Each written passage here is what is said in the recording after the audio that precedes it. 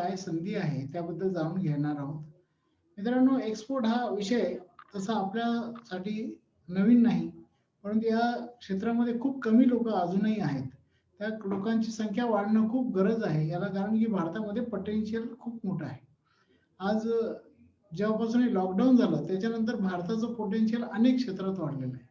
अगदी agriculture commodity पासून, process food पासून, इंजिनिअरिंग आयटम पासून अनेक गोष्टींमध्ये भारतात हे तुमचे मेडिसिन्स पासून अनेक गोष्टी अशा आहेत की ज्याची एक खूप मोठी डिमांड आपल्या भारतीय गोष्टींना आहे आणि भारतीय प्रोडक्ट आता असे एक्सपोर्ट करायला खूप मोठी संधी आहे. सुदैवाने आपल्या भारताचं नाव खूप चांगलं इमर्ज झालेलं आहे पूर्ण वर्ल्डमध्ये. तेव्हा आपल्याला ही संधी आपण घ्यायला पाहिजे. आपल्याला कल्पना असेल की आता नुकतीच 1 तारखेला कांद्यावरची बंदी काढली गेली आणि अगदी लगेचच खूप मोठ्या प्रमाणात कांद्याचा एक्सपोर्ट सुरू झाला. नुसतं कांदा नाही तर अगदी काल नाशकातून द्राक्षाचा पहिला कंटेनर सुद्धा गेला. असे पूर्ण भारतातून काही ना काही होत आहे. असं नाही की फक्त नाशकातून एक्सपोर्ट होत आहे.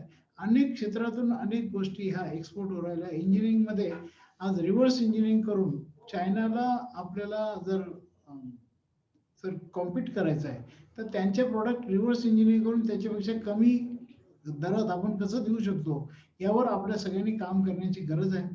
मेक इन इंडिया अभियान खूप चांगलं चालू आहे. आत्मनिर्भर भारत आणि लोकल ते ग्लोबल करण्याचं एक आपल्या पंतप्रधानांनी खूप याच्यावर काम करतायत. मित्रांनो, आता गरज आहे की त्यांच्या आव्हानाला आपण प्रतिसाद द्यायला पाहिजे आणि या क्षेत्रात उतरून आपल्याबरोबर देशाचा सुद्धा फायदा केला पाहिजे. मित्रांनो, हे एक्सपोर्ट इम्पोर्ट करणं पहिले इतकं अवघड राहिलं नाही. पहिले खूप काही फॉर्मॅलिटीज होत्या. आता फक्त 2 फॉर्मॅलिटी करून सुद्धा तुम्ही एक्सपोर्टला व्यवसायाला सुरू करू शकता. एक्सपोर्ट इम्पोर्ट कोड काढून आणि आई कोड ज्याला आपण म्हणतो इम्पोर्ट एक्सपोर्ट कोड आणि RCMC रजिस्ट्रेशन करून तुम्ही कामाला सुरू करू शकता. मित्रांनो, आपले डॉलरमध्ये अर्निंग याच्यातून सुरू होईल आणि आजही तुम्हाला तुमच्या माहितीसाठी सांगतो, तुम्ही उत्पादक असण्याची गरज नाही. भारतामध्ये मोर दॅन 65% लोक जे आहे हे merchant exporters. They don't manufacture, they just by, they just grade करतात, पॅकिंग करतात आणि फॉरवर्ड करतात. तर ह्या गोष्टी आपल्याला सुद्धा खूप करण्यासारख्या गोष्टी आहेत. अनेक गोष्टीमध्ये हँडीक्राफ्ट्स असेल, गारमेंट्स या क्षेत्राला खूप मोठी उभारी मिळालेली आहे आता आणि खूप चांगल्या पद्धतीने एक्सपोर्ट आपल्या भारतातून होऊ राहिला. कारण की हे आपल्या भारतातून कपडा जो आहे तो चायनाला जात होता आणि चायनावाले तिथून प्रोडक्ट करून पाठवत होते. पण आता चायनाबद्दल एक सार्वत्रिक नाराजी आहे पूर्ण जगामध्ये. त्याचा फायदा आपण आता घेतला पाहिजे आणि आपण ह्या अशा सगळ्या क्षेत्रात आपण उतरलं पाहिजे. मी जास्त वेळ न घेता आता आपल्याला पुढे या संदर्भात गाईड करणार आहे आमचे मुकुंद कुलकर्णी सर. मुकुंद कुलकर्णी सर, जसं सांगितलं गेलं, मोर दॅन 45 इयर्स, आता 46 इयर्स त्यांचा अनुभव आहे.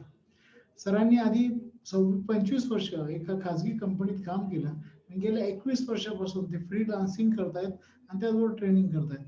आपल्या उद्योगपतींच्या माध्यमातून 3000च्या वरती लोकांना त्यांनी प्रशिक्षण दिलेलं आहे आणि त्याच्यातले बरेच लोकांचे व्यवसाय हे सुरू झालेले आहे आणि अक्रॉस महाराष्ट्र आहे. असं नाही की पहिले ऑफलाईन आणि ऑनलाईन अशा दोन्ही पद्धतीने आम्ही काम करतोय. ऑनलाईनचं सुद्धा ट्रेनिंग आणि ऑफलाईन जस्ट आम्ही सुरू केलं आहे. तर मित्रांनो, जरूर या संधीचा आपण फायदा घ्या. मी कुलकर्णी सरांना आमंत्रित करतो की त्यांनी आपल्याला या संदर्भात पूर्ण गाईडन्स द्यावा. मिस्टर कुलकर्णी.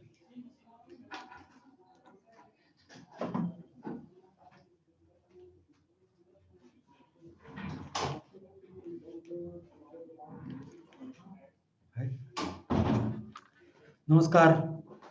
मी परत एकदा सगळ्यांचं स्वागत करतो उद्योगवर्धिनीच्या वतीनं. सरांनी जी काही इन्फॉर्मेशन दिली की आत्ता इम्पोर्ट एक्सपोर्ट करायची का गरज आहे, त्यातलं एक्सपोर्टच करायची गरज आहे. इम्पोर्ट तर आपण सगळेच जण काही ना काही वस्तू करतच असतो. पण एक्सपोर्टला जो काही मान्यता भारतीय वस्तूंना आत्ता मिळालेली आहे, त्या वस्तूंचा किंवा त्या गोष्टींचा फायदा जर का आपण घेतला नाही तर आपण कमनशिबी आहोत असं मी स्वतः म्हणेन. मी स्वतः काही वस्तू एक्सपोर्ट पण करतो, ट्रेडिंग पण करतो, काही गोष्टी मॅन्युफॅक्चरिंग पण करतो. पण सुरुवातीच्या काळामध्ये जेव्हा आम्ही या इम्पोर्ट एक्सपोर्टच्या ॲक्टिव्हिटीमध्ये पडलो, म्हणजे नोकरीच्या संदर्भात, त्यावेळेला जी काही परिस्थिती होती ती परिस्थिती आणि आत्ताची परिस्थिती याच्यामध्ये अक्षरशः जमीन आसमानाचा फरक आहे.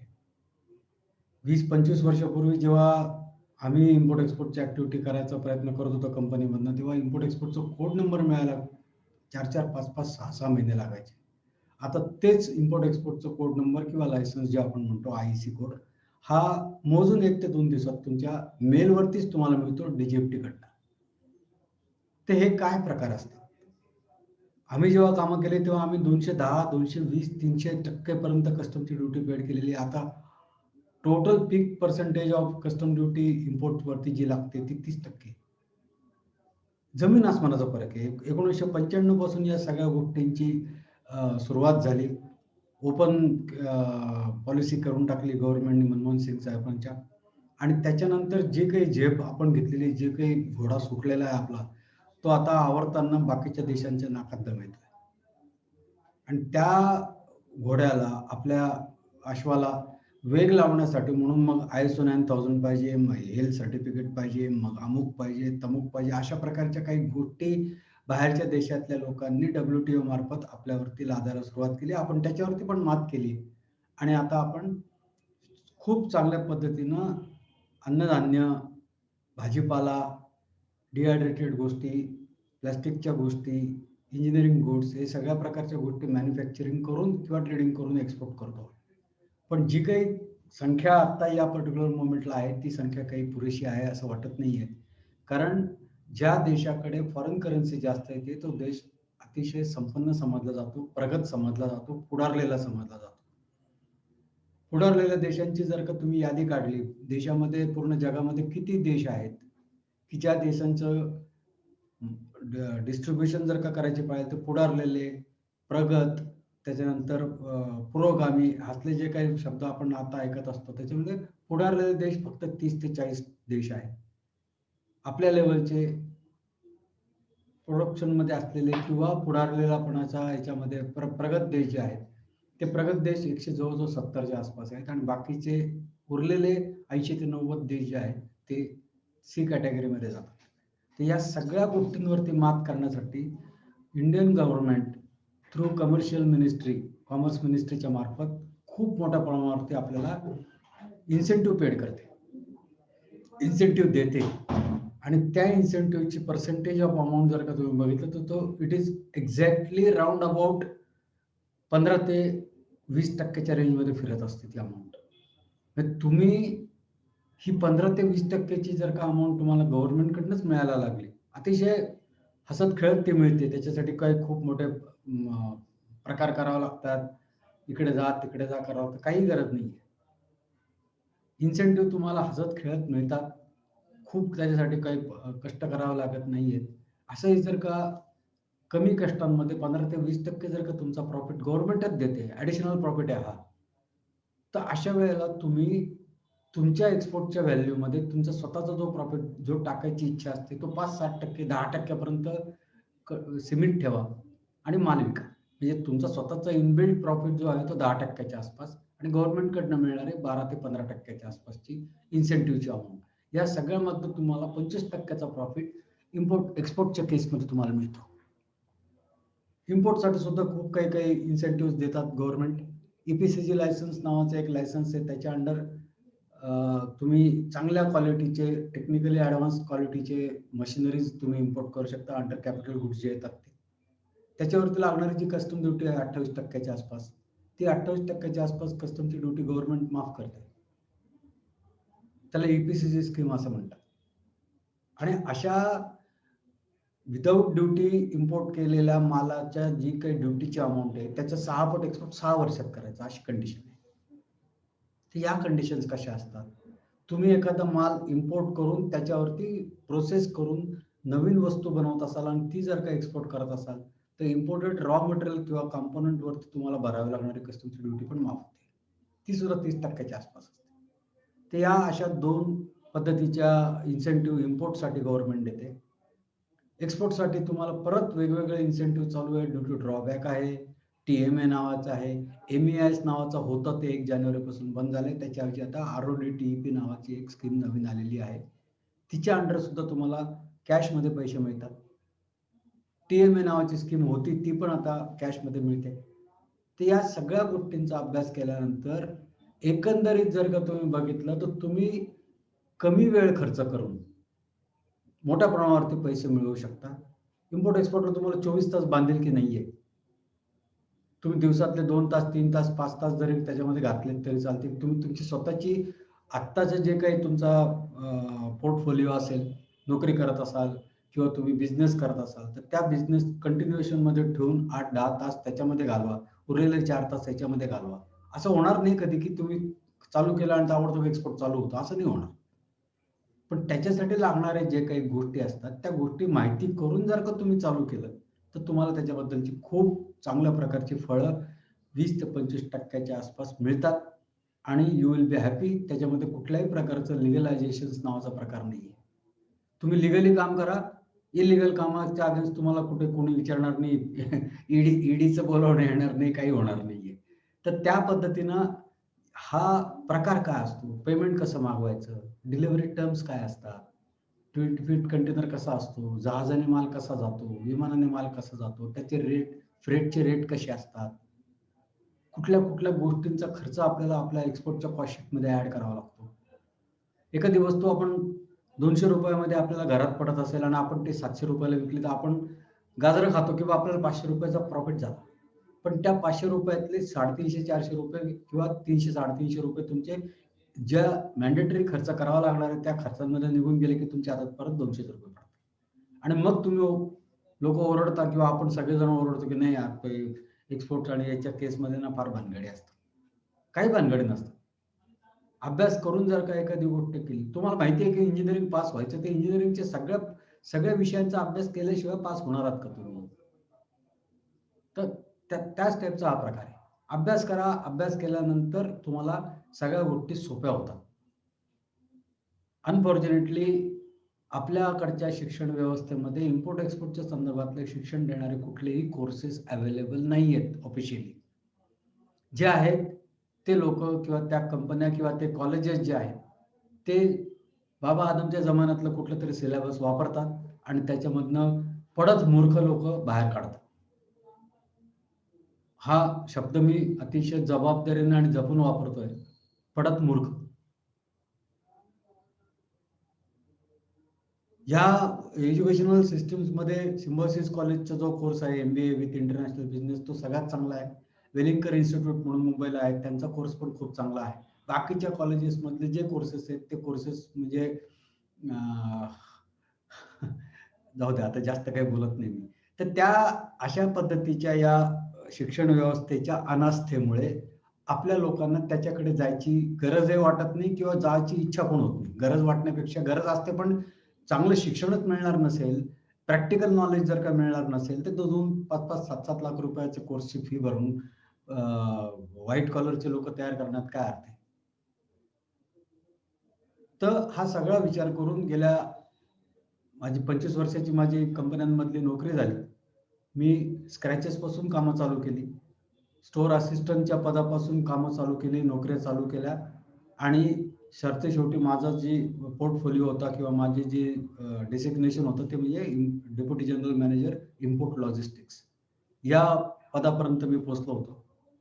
त्या निमित्ताने, नोकरीच्या निमित्ताने मला इंजिनिअरिंग फॅक्टरीमधला अनुभव आला, प्लास्टिकच्या फॅक्टरीमधला अनुभव आला, केमिकलच्या फॅक्टरीमधला अनुभव आला, इन्स्ट्रुमेंटेशनमधल्या फॅक्टरींचा अनुभव आला. जे पेपर तयार करतात, पेपर पल्प कंपन्या, तर त्या पेपरवाल्या कंपन्यांचा अनुभव आला आणि या सगळ्या वेगवेगळ्या कंपन्यांच्या इलेक्ट्रॉनिक्सचा अनुभव आला. तर या सगळ्या अनुभवाच्या जोरावरती मी 25 वर्ष नोकरी केल्यानंतर गेल्या 20-21 वर्षापासून हे फ्रीलान्सिंग करतोय. म्हणजे सगळ्या प्रकारचे लायसन्सेस आणून देणे, कस्टम क्लिअरन्स करून देणे आणि फ्रेट फॉरवर्डिंग करणे. या सगळ्या गोष्टी मी आता गेल्या 20-21 वर्षापासून करतोय आणि त्याच्यातल्या त्या 20-21 वर्षामधल्या 5 वर्षापासून मी उद्योगवर्धिनी या संस्थेशी कनेक्ट आहे, की ज्यांच्या मार्फत ऑफलाईनचे कोर्सेस पण कंडक्ट करतोय आणि आता ऑनलाईनचे पण कोर्सेस कंडक्ट करतोय कोविडच्या कालावधीमध्ये. तर माझं तुम्हा सगळ्यांना एकच सांगणं आहे, की इम्पोर्ट आणि एक्सपोर्ट या गोष्टींकडे तुम्ही सिरियसली जर का बघितलं, तर पैशाला कुठेही कमी नाहीये. काम एकदा तुमच्या 2-4 शिपमेंट तुमच्या हातातनं गेल्यानंतर तुम्हाला त्याच्यामध्ये काहीही वाटणार नाही. पहिल्या 2-3 शिपमेंटला जसं घरी पहिलं बाळंतपण म्हटल्यानंतर खूप कौतुक असतं, दुसऱ्या बाळंतपणाला काही एवढं वाटत नाही. तसा प्रकार आहे हा. ते एकाच दुसऱ्या शिपमेंट तुमच्या गेल्या इम्पोर्टच्या म्हणा किंवा एक्सपोर्टच्या हाताखालून, की तुम्हाला सगळ्या गोष्टींची तरतरीत नॉलेज येतं.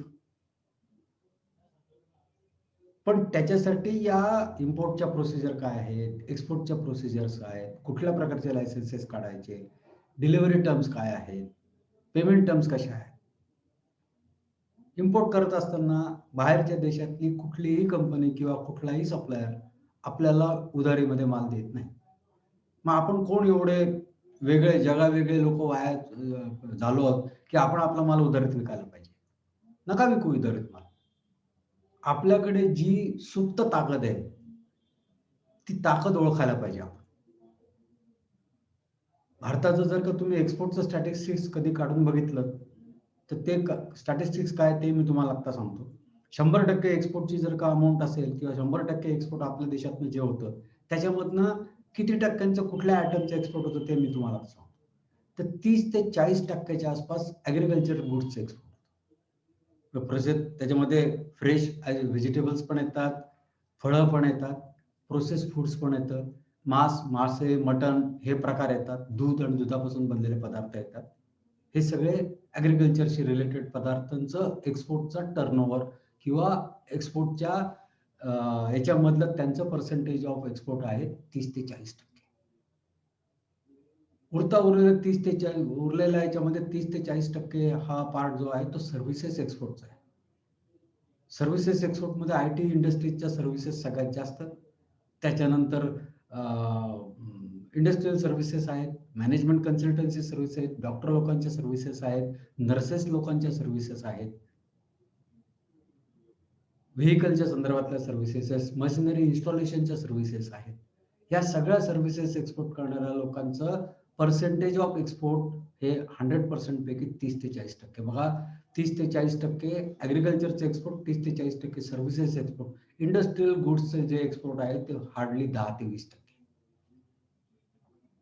पण अनफॉर्च्युनेटली इंडस्ट्रीमध्ये काम करणारे जे लोक आहेत किंवा इंडस्ट्रियल गुड्स एक्सपोर्ट मॅन्युफॅक्चरिंग करून एक्सपोर्ट करणाऱ्या ज्या कंपन्या आहेत त्या कंपन्यांकडे ह्या इम्पोर्ट एक्सपोर्टच्या संदर्भातलं नॉलेज असलेले लोक नोकरीला जातात किंवा नोकरी करतात.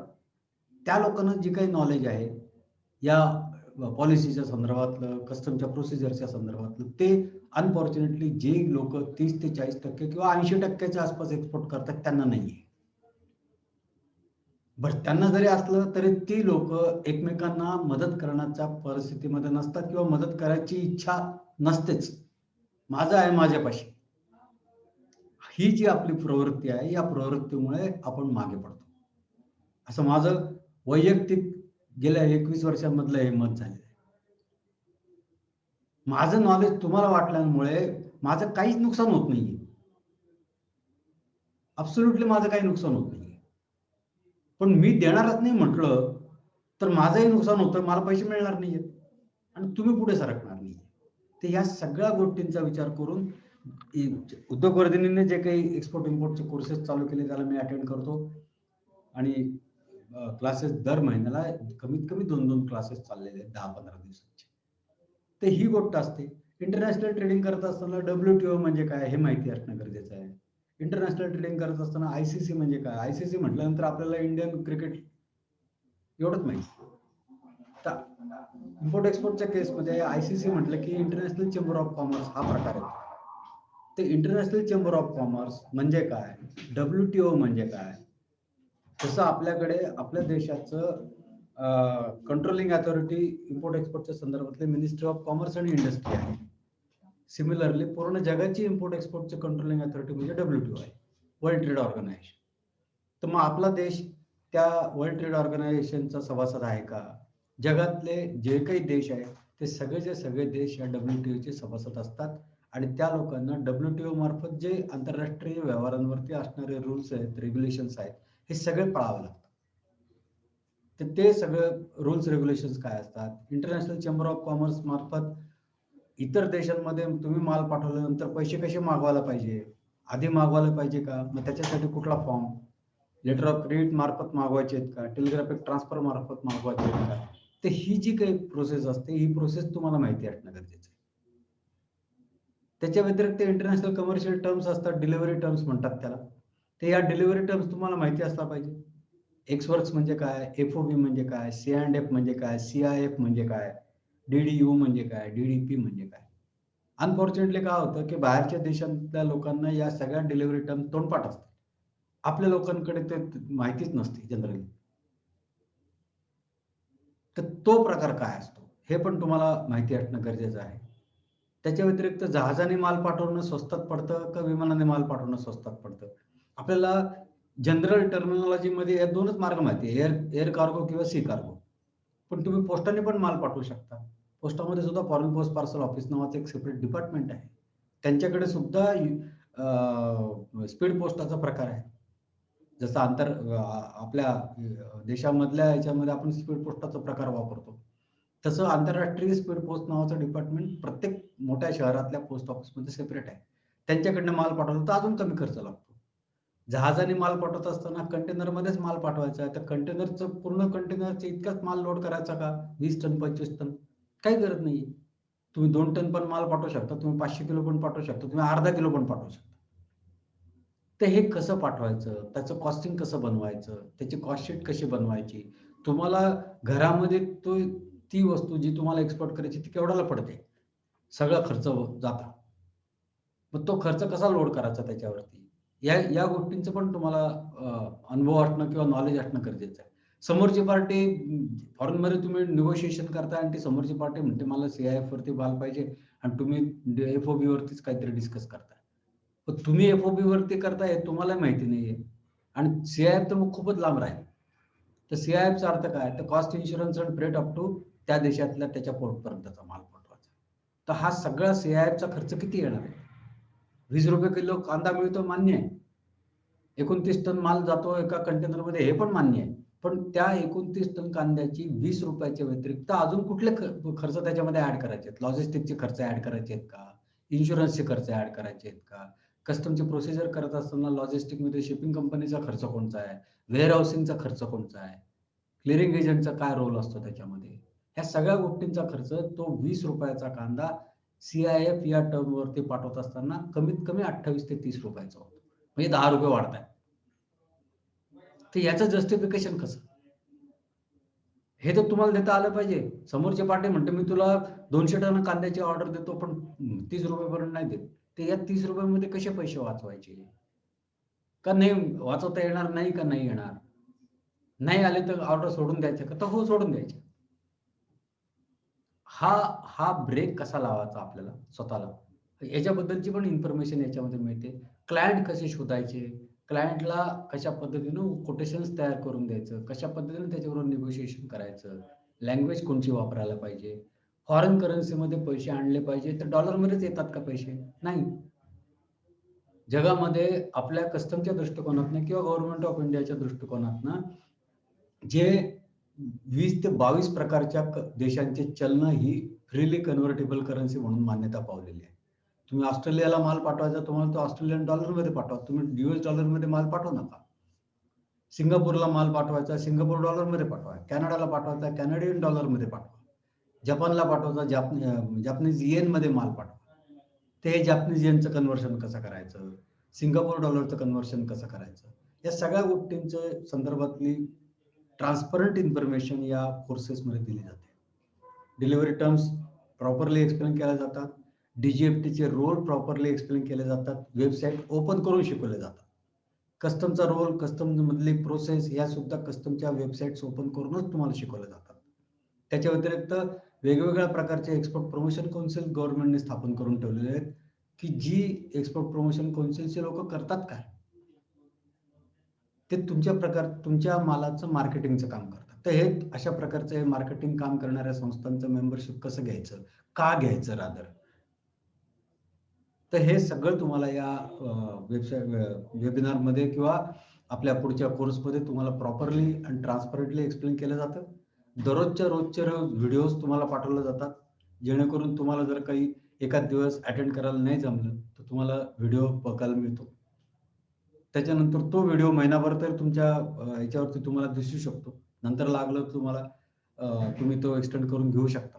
त्याच्या व्यतिरिक्त जे काही PPTs दाखवल्या जातील, ज्या काही गोष्टी तुम्हाला फॉर्म फॉर्मॅट शिकवले जातात, दाखवले जातात, ते सगळे तुम्हाला मेलवरती तुमच्याकडे स्टडी मटेरियल म्हणून मिळतात. तर या सगळ्या दृष्टिकोनातनं भारतातनं एक्सपोर्ट झालेल्या मालाचे पैसे किती दिवस आणले नाहीत तरी चालतात का नाही आणले तरी चालतात? त्यालाही काही नियम आहेत. रिझर्व्ह बँकेच्या नियमानुसार भारतातनं एक्सपोर्ट झालेल्या मालाचे पैसे मिनिमम 6 महिन्याच्या 6 महिन्याच्या आत भारतात पैसे आलेच पाहिजे कुठल्याही मटेरियलच्या एक्सपोर्टचे. इम्पोर्टची ड्युटी पेड करायला काही एक्झम्पशन मिळतं का? सूट मिळते का? तर मिळते. पण ती कुठल्या पद्धतीने मिळवायची? गव्हर्नमेंट तुम्हाला जीव तोडून खूप काही सुविधा देत आहेत.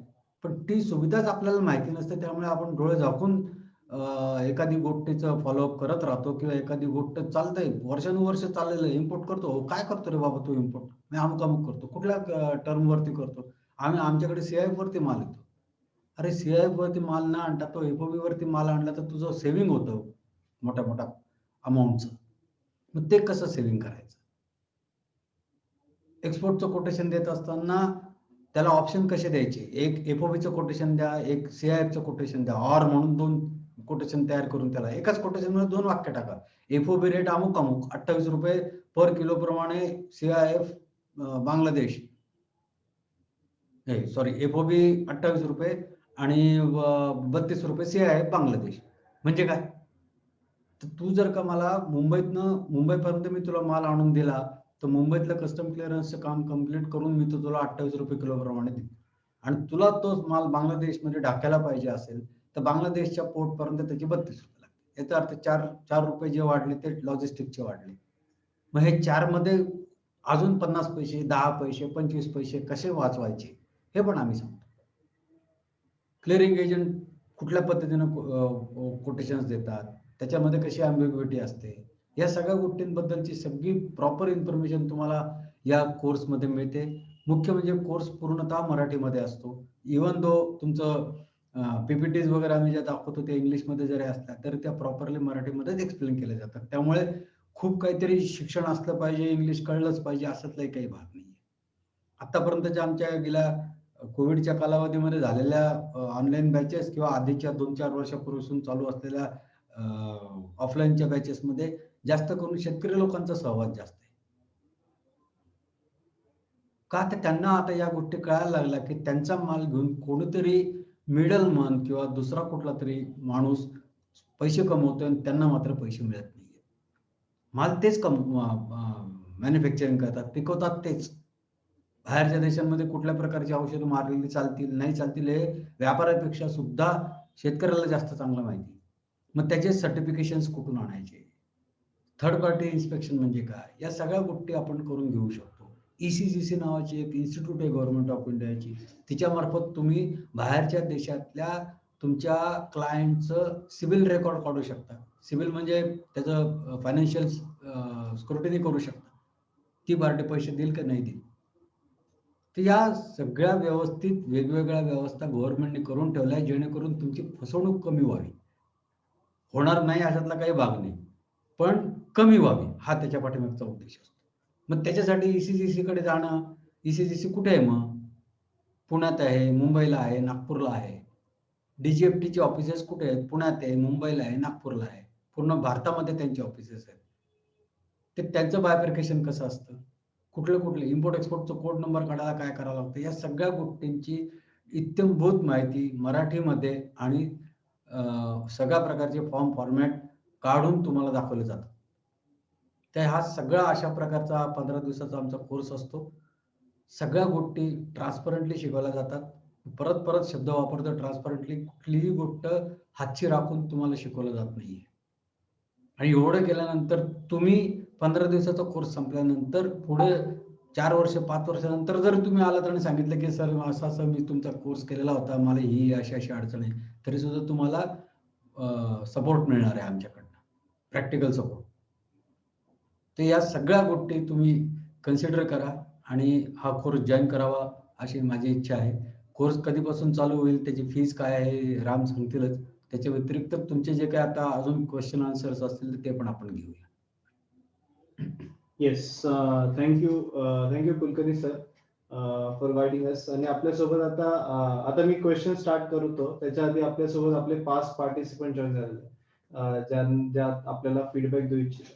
तर मी सगळ्यात आधी महेश आयरे सर यांना विनंती करेल की त्यांनी आपल्याबद्दल पण सांगावं, आपला काय व्यवसाय करायचा आहे, काय करतायत ते, आणि आपला एक्सपोर्ट बद्दल पण कोर्सचा फीडबॅक पण द्यावा. Yes sir. हॅलो. हो, येतो आवाज. हा, ऑडिबल आहे ना? Yes sir. हा, good evening sir. Good evening मित्रांनो.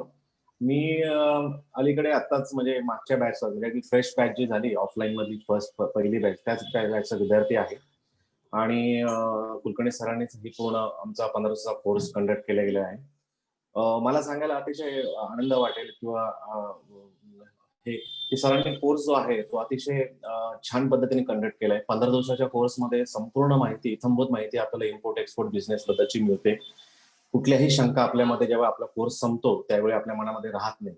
मुळात जी काही भीती असते आपल्याला की इम्पोर्ट एक्सपोर्टचा बिझनेस करायचा तो कशा पद्धतीने करायचा, त्याचे इन्स अँड आउट्स काय आहेत, किंवा मी जर एक्सपोर्टचा बिझनेस केला तर पैसे माझे बुडतील का, किंवा ते वेळेवर मिळतील का, पैसे कसे मिळवायचे, किंवा बायर्स कसे फाइंड करायचे, आणि प्रोडक्ट कसं सिलेक्ट करायचं, याची संपूर्ण माहिती या कोर्समध्ये आपल्याला मिळते.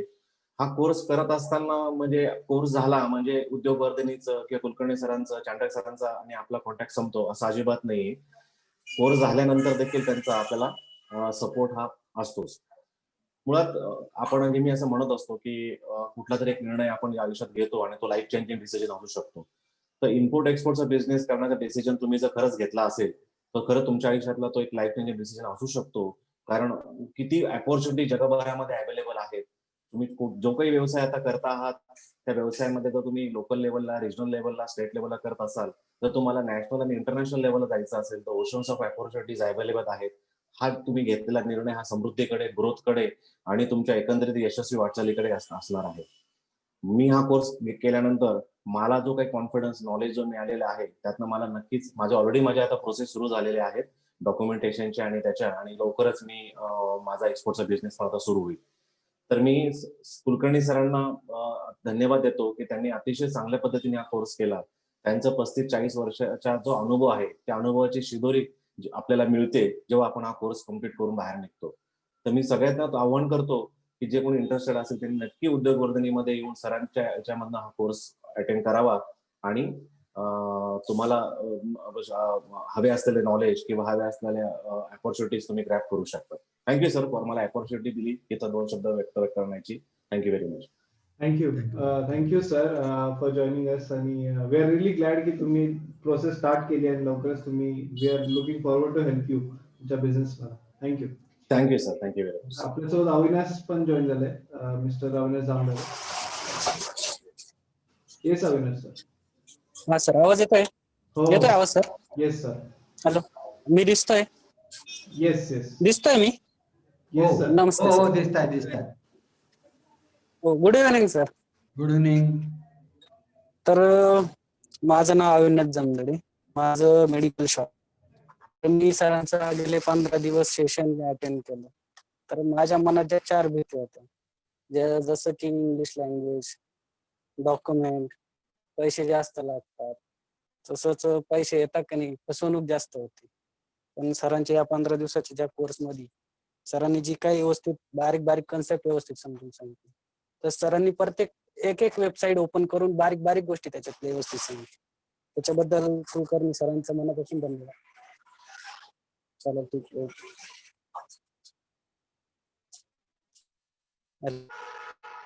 Yes sir. थँक्यू.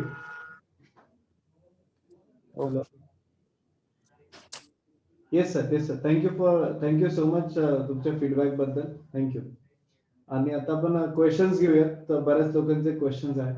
सो मी फर्स्ट क्वेश्चन आता घेतोय की बेसिकली एज्युकेशन आहे, चांगला वेल एज्युकेटेड आहे, बट एवढी इन्व्हेस्टमेंट बिग अमाऊंट नाही कॅपिटल इन्व्हेस्ट करायला. सो याच्यामध्ये स्टार्ट करू शकतो का, म्हणजे एज्युकेशनचा फायदा घेऊन आणि इन्व्हेस्टमेंटचा हे नाही? इन्व्हेस्टमेंटचा पार्ट आता तरी तुम्हाला काही करायची जास्त गरज नाही. जर तुमचा एक्सपोर्ट करायचा जो आयटम आहे तो पेमेंट टर्म्स तुम्ही जर का फायनल करून पाठवला तर तुम्हाला 70-80% एक तर ॲडव्हान्स मिळेल, किंवा लेटर ऑफ क्रेडिट या माध्यमातून जर का पैसे येत असेल तर त्या लेटर ऑफ क्रेडिटच्या आधारावरती बँका तुम्हाला ऍडव्हान्स देतात आणि तुमची कामं चालू होऊ शकतात. त्यामुळे पेमेंट हा क्रायटेरिया कुठेही एक्सपोर्टच्या केसमध्ये येत नाही. त्यामुळे तुम्ही त्या पद्धतीची तयारी केली असेल तर नुसत्या शिक्षणाच्या आधारावरती सुद्धा तुमचा इम्पोर्ट एक्सपोर्टचा व्यवसाय चालू होऊ शकतो. ओके. पुढचा प्रश्न असा आहे की आपण घरगुती बिझनेस असेल म्हणजे आपण घरून रन करतोय तर त्याला पण इम्पोर्ट लायसन्स किंवा एक्सपोर्ट लायसन्स काढावं लागतं का? हो, इम्पोर्ट आणि एक्सपोर्टचं लायसन्स हे कुठल्याही प्रकारच्या ऍक्टिव्हिटीसाठी गरजेचं आहे. Whether it is from home or whether it is from factory. तर प्रत्येकाला तुम्हाला इम्पोर्ट एक्सपोर्टचा कोड नंबर काढणं गरजेचं आहे आणि एकच लायसन्स असतं, ते सगळ्यांमध्ये तुम्ही कामं करू शकता. ओके.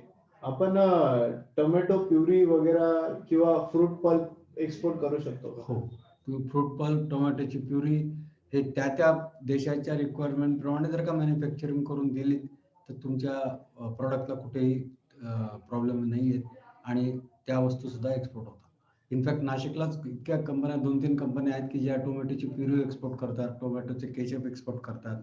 काही कंपन्या मँगो पल्प करतात, गवा पल्प करतात. तर त्या रेग्युलर एक्सपोर्ट करणाऱ्या कंपन्या नाशिकला आहेत. ओके. पुढचा प्रश्न असा आहे की हेल्थ सर्टिफिकेट हा रिक्वायर्ड आहे का जर का तुम्ही फ्रूट अँड व्हेजिटेबल एक्सपोर्ट करताय स्पेसिफिकली डिहायड्रेटेड प्रोडक्ट्स? हो, हेल्थ सर्टिफिकेट डिहायड्रेटेड प्रोडक्ट्स असू दे किंवा फ्रेश प्रोडक्ट असू दे त्याच्यासाठी हेल्थ सर्टिफिकेट हे गरजेचं आहे.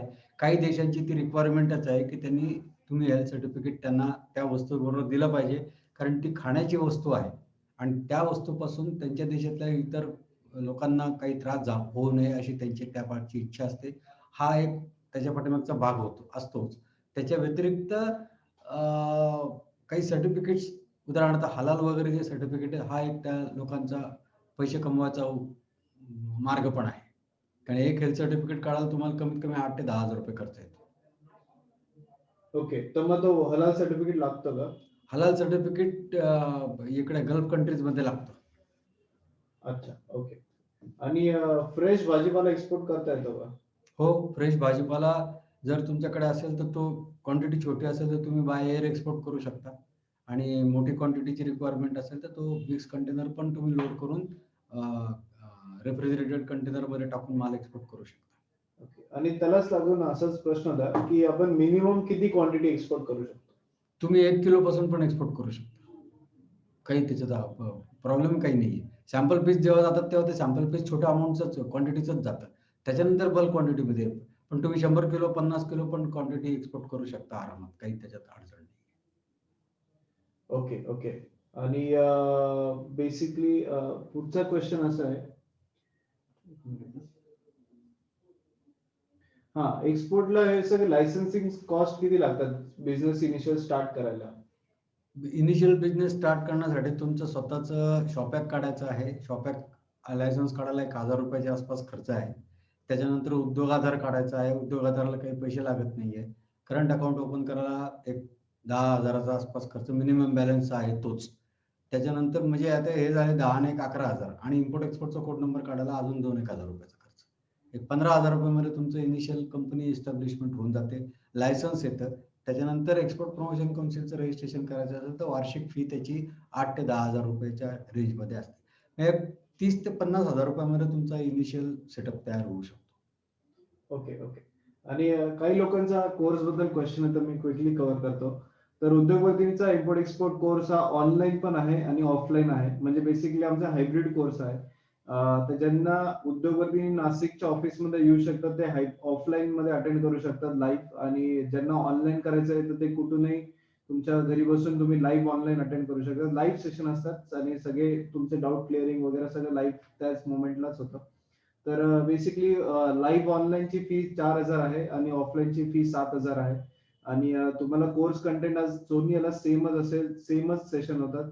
तर बेसिकली इम्पोर्ट एक्सपोर्ट सिलेबस तुम्हाला जे चॅट बॉक्स वरती लिंक टाकली त्याच्यावरून तुम्ही या कोर्स पेजवर येणार जिकडे तुम्हाला सिलेबस बघायला मिळेल. तर बेसिकली तुम्हाला DGFT त्याच्या फॉरेन ट्रेड पॉलिसीज RCMC चे रजिस्ट्रेशन आई कोड वगैरे जे रजिस्ट्रेशन असतात ते मग import substitution export incentive legal document काय काय कस्टम हाऊस फॉर्मॅलिटीज काय काय इन्शुरन्स काय काय मग एक्सपोर्टचे फायनान्स ज्या असतील किंवा पेमेंट टर्म्स ज्या असतात LC क्रेडिट गॅरंटी हे सगळं तुम्हाला क्लिअर कळेल. याच्यामध्ये बाहेर सर्च मेथड काय काय आहे, बिझनेस डील कशा करायच्या, कम्युनिकेशन कसं करायचं, आणि मग डेटाबेस कुठून शोधायचा, ऑनलाईन असेल किंवा ऑफलाईन मध्ये पण कसं शोधायचा.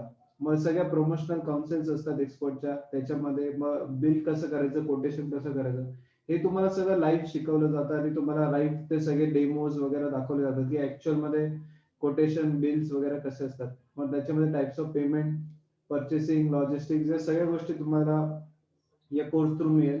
प्लस तुम्हाला सर्टिफिकेट मिळेल एक्सपोर्टचा, आणि तुम्हाला कोर्स मटेरियल मिळेल आणि रेकॉर्डिंगचा ऍक्सेस पण मिळेल. ज्या ऑनलाईन आणि ऑफलाईन दोघांसाठी रेकॉर्डिंगचा ऍक्सेस मिळेल. प्लस तुम्हाला अल्युमिनाय नेटवर्क, उद्योग वर्धिनीचा 3000 लोकांचा एक्सपोर्टचा आहे अल्युमिनाय नेटवर्क आहे, ते तुम्ही जॉईन करू शकता. त्याच्यामध्ये तुम्हाला बरेच तुमचे बायर सेलर विदिन नेटवर्कच होऊन जातात, आणि उद्योग वर्धिनीचा पण 60,000 उद्योजकांचा नेटवर्क आहे, त्यांना पण तुम्ही जॉईन करू शकता. प्लस तुम्हाला रेकॉर्डिंग भेटते सेम डे ईमेल वरती. तर तुम्हाला एक दिवशी लाईव्ह यायला नाही जमलं तर तुम्हाला इमिडिएटली ईमेल वरती भेटतो. आणि पोस्ट प्रोग्राम सपोर्ट हाच आमचा सगळ्यात महत्वाचा आहे. तर कोर्स झाल्यानंतर पण तुम्हाला पूर्ण बिझनेस एस्टॅब्लिश होईपर्यंत आमचा सपोर्ट असतो. तर कुलकर्णी सर आणि चांडक सर याच्यामध्ये गाईड करणार आहे तुम्हाला. कुलकर्णी सर सगळं डिटेल मध्ये आणि Chandak sir business oriented guidance करणार. फीज याची ऑनलाईनची 4000 आहे. ऑनलाईन साठी तुम्ही लाईव्ह वेबसाईट वरती रजिस्ट्रेशन करू शकता, आणि ज्यांना ऑफलाईन करायचं आहे ते उद्योगवर्धिनी ऑफिस मध्ये रजिस्टर करू शकतात. नाशिक मध्ये CBS वरती आपलं ऑफिस आहे. सो आणि आमचे काही सक्सेस स्टोरीज आहे. तर महेंद्र शिंगारे किंवा तुषार आहेर ज्यांनी कोर्स केला आणि आज त्यांचं एज्युकेशन नसूनही त्यांचा आज करोडोंमध्ये टर्नओव्हर आहे आणि अक्रॉस वर्ल्ड ते एक्सपोर्ट करतात. तर त्यांचंही तुम्ही बघू शकता, इन्स्पिरेशन मिळालं. आणि टेस्टिमोनियल्स आहे आमचे काही प्रिव्हियस बॅचचे, आणि ज्यांनी आजचा वेबिनार उशिरा अटेंड केला तर त्यांना आजच्या वेबिनारची रेकॉर्डिंग सुद्धा इकडेच बघायला मिळेल या वेबिनार पेजवर. आता मी फर्दर काही क्वेश्चन घेतो. सो बॅच आपली काही लोकांचे क्वेश्चन, तर बॅच आपली थर्सडेला म्हणजे गुरुवारी संध्याकाळी 7 वाजता चालू होते. 7 तारखेला 7th of Jan. 7 ते 8:30. 7 ते 8:30 टाइम असतो. पुढचा क्वेश्चन असा आहे की साधारणपणे किती दिवसात आपण चालू करू शकतो बिझनेस एक्सपोर्टचा? एक्सपोर्टचा बिझनेस तुम्ही कोर्स ह्या 15 दिवसाच्या कोर्समध्ये जर का कॉन्सन्ट्रेटेड एफर्ट घेतले तर तुमचं महिनाभराच्या एक्सपोर्टचा बिझनेस चालू होऊ शकतो. ओके. आणि पुढचा प्रश्न असा आहे की व्हॉट इज द म्हणजे निर्यात बहादू आणि इम्पोर्ट एक्सपोर्ट लायसन्स याच्यामध्ये काही फरक आहे का? What is the difference? निर्यात बंधू हा DGFT मार्फत रन केला जाणारा ट्रेनिंग प्रोग्राम आहे, आणि इम्पोर्ट एक्सपोर्टचा कोड नंबर हे आंतरराष्ट्रीय व्यवहार करण्यासाठी दिलं जाणारं लायसन आहे.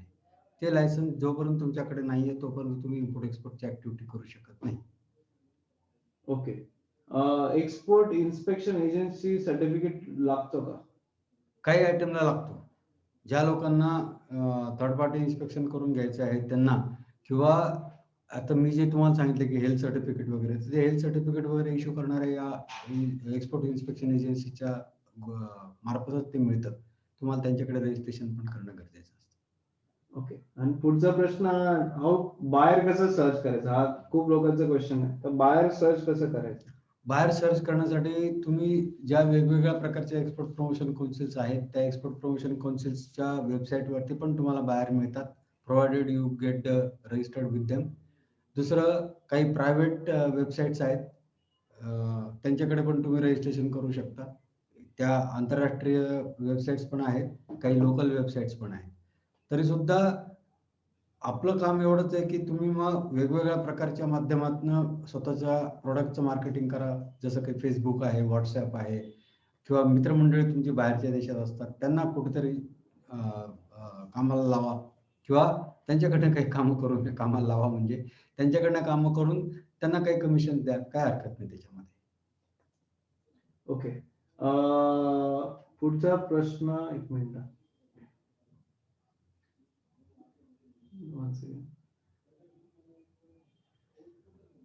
हा, ठीक. आणि शिपिंग पिरियड हा कसा कॅल्क्युलेट केला जातो country wise? Destination to destination हा पिरियड असतो. युरोपियन कंट्रीजला माल पाठवायचा आहे तुम्हाला तर 27 ते 30 दिवस त्याचे लागतात. रशियन साईडला माल पाठवायचा असेल तर 45 दिवस लागतात. स्वीडन साईडला असेल तर 50च्या आसपास दिवस लागतात. व्हेअरएज गल्फ कंट्रीज असेल तर 8 दिवसात माल पोहोचतो. गल्फ कंट्री किंवा श्रीलंका, बांगलादेश, सिंगापूर यांना 8-1 दिवसात माल पोहोचतो. तर हे जसं नाशिक ते पुण्याला किती वेळ लागणार आहे आणि नाशिक ते मुंबईला किती वेळ लागणार आहे, साध्या बसने गेला तर किती आणि प्रायव्हेट गाडीने गेलात तर किती, तसंच शिवशाहीने गेलात तर किती आणि नीता बसने किती गेलात तर किती, हा जो प्रकार असतो तसाच हा प्रकार आहे. डायरेक्ट वेसल, डायरेक्ट फ्लाईट मिळणं, डायरेक्ट वेसल मिळणं, मग तुम्ही कुठून करताय त्याच्यावरती पण काही अवलंबून असतं. Okay okay. आणि काही लोकांचे कोर्स बद्दल क्वेश्चन आहे, तर तुम्हाला या कोर्स मध्ये सॉफ्ट कॉपीज दिले जातात कोर्स मटेरियलचे, सगळे प्रेझेंटेशन आणि डॉक्युमेंट जे काही ते सॉफ्ट कॉपी मध्ये ईमेल पाठवलं जातं. आणि तुम्हाला सगळे वेबसाईटच्या लिंक्स दिल्या जातात, कुठे कुठल्या वेबसाईट, अजून काय काय असतं कोर्स मटेरियल? DGFT वेबसाईट आहे, एक्सपोर्ट प्रमोशन काउन्सिलचे वेबसाईट्स आहेत, त्याच्यानंतर लेटर ऑफ क्रेडिटचा फॉर्मॅट आहे, टेलिग्राफिक ट्रान्सफरचे फॉर्मॅट आहेत, एक्सपोर्ट कॉस्ट शीट कसं बनवायचं, इम्पोर्टचं कॉस्ट शीट कसं बनवायचं, तिथे ते प्रॅक्टिकल उदाहरणं सोडवली जातात आणि तीच कॉपीज तुमच्याकडे येतात. तर त्याच्यामध्ये सगळ्या प्रकारचे येणारे खर्च कसे येतात, त्याचा अर्थ काय असतो, शिपिंग लाईनचं कसं असतं, त्याच्यानंतर तुमच्या डिलिव्हरी टर्मच्या संदर्भातलं पिक्चोरियल इलस्ट्रेशन पण असतात तुमच्याकडे. त्या सगळ्या गोष्टी त्याच्यामध्ये असतात. ओके. आणि एक क्वेश्चन असा आहे की बेसिकली इंग्लिश हा पक्का नाही, इंग्लिश येत नाही, तर एक्सपोर्ट करू शकतो का? हो, करू शकतो. काय अब्सोल्युटली त्याच्यात काही प्रॉब्लेम नाही. ओके.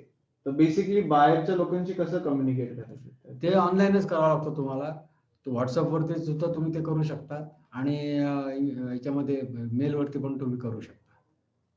इंग्लिशमध्ये जरी इंग्लिशमध्ये तुमचं तोडकं मोडकं जरी इंग्लिश असलं तरी काय हरकत नाही. तो माणूस तिकडे त्याच्या ट्रान्सलेशन लावून ते व्यवस्थित समजून घेतो काय अर्थ आहे त्याचा. चायनीजचा पण तोच इश्यू असतो. हो. चायनीज लोकांना पण जमत नाही. ठीक आहे. आय थिंक आपण सगळे अजून एक क्वेश्चन आहे की EIA सर्टिफिकेट लागतो का? EIA तेच एक्सपोर्ट इन्स्पेक्शन अथॉरिटी. अच्छा, एक्सपोर्ट इन्स्पेक्शन. ओके, चालेल. ओके, आय थिंक आपण सगळे क्वेश्चन्स कव्हर केले. अजूनही कोणाला क्वेश्चन्स असेल तर तुम्ही हँड रेस करून क्वेश्चन विचारू शकतात किंवा चॅट बॉक्स वरती टाकू शकतात. आता सगळ्यांना मी सांगेल की तुम्ही उद्योगवर्धिनीचं युट्यूब चॅनल पण नक्की सबस्क्राईब करा. त्याच्यामध्ये तुम्हाला उद्योगवर्धिनीचे बरेच उद्योजक आहेत ज्यांनी आज बिझनेस स्टार्ट केलेला आहे उद्योगवर्धिनीच्या ट्रेनिंग नंतर. तर त्या सगळ्यांचे तुम्हाला सक्सेस स्टोरीजचे व्हिडिओज बघायला मिळतील. म्हणजे अगदी 10 रुपयापासून लोकांनी स्टार्ट केलेले आहे, तर 100 करोड 500 करोडचा टर्नओव्हर आहे. तुम्हाला अशा सक्सेस स्टोरीजचे व्हिडिओज बघायला मिळतील. तसेच तुम्हाला बरेच ट्रेंडिंग टॉपिक्स वरती पण वेबिनार बघायला मिळेल. म्हणजे मग डिहायड्रेशन असेल, बेकरी असेल किंवा रिअल इस्टेट, शेअर मार्केट, अशा बरेच ट्रेंडिंग टॉपिक्स वरती आमचे कोर्सेस असतात आणि वेबिनार्स असतात. तर ते पण तुम्ही नक्कीच बघू शकता युट्यूब चॅनलवरती. तर युट्यूब चॅनल नक्की सबस्क्राईब करा.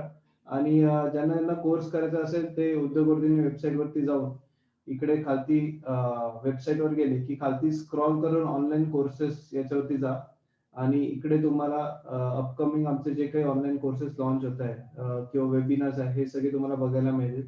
तर इकडे इम्पोर्ट एक्सपोर्टच्या याच्यावरती जाऊन तुम्ही रजिस्टर करू शकता. सो आय थिंक आपण सगळे आणि सगळ्यांना रेकॉर्डिंग बघायला मिळतील.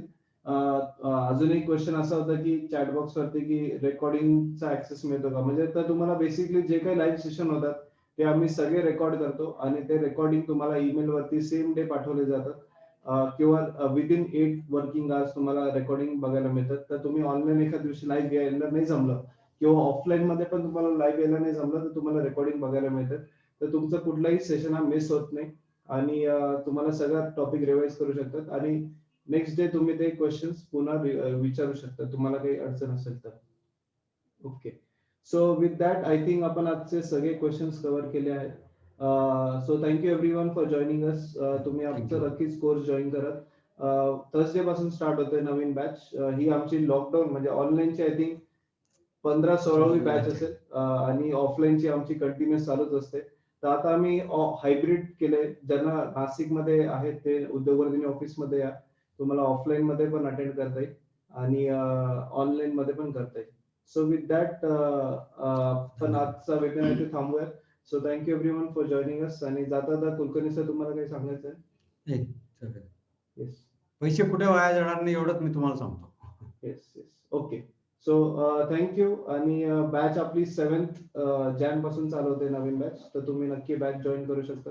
चॅट बॉक्स वरती ऑलरेडी तुम्हाला लिंक टाकलेली आहे किंवा जे कॉन्टॅक्ट नंबर दिलेले आहे त्याच्यावरती तुम्ही कॉन्टॅक्ट करून अधिक माहिती मिळवू शकतात. ज्यांना एक वन स्ट्रोक मध्ये पेमेंट नाही करता येत असेल तर ते वन कॉन्टॅक्ट त्यांना करून तसेही करू शकतात. So with that thank you so much everyone. Thank you. आणि आय होप तुमचे सगळ्यांचे क्वेश्चन्स डाऊट सगळे क्लिअर झाले असतील. कोर्स मध्ये तुमचे अजूनही खूप डाऊट्स येतील, खूप ते Clear पण होतील. क्लिअर होतील. सो नक्की जॉईन करा. विथ दॅट आजचा वेबिनार आपण थांबूया. Thank you and have a good night everyone.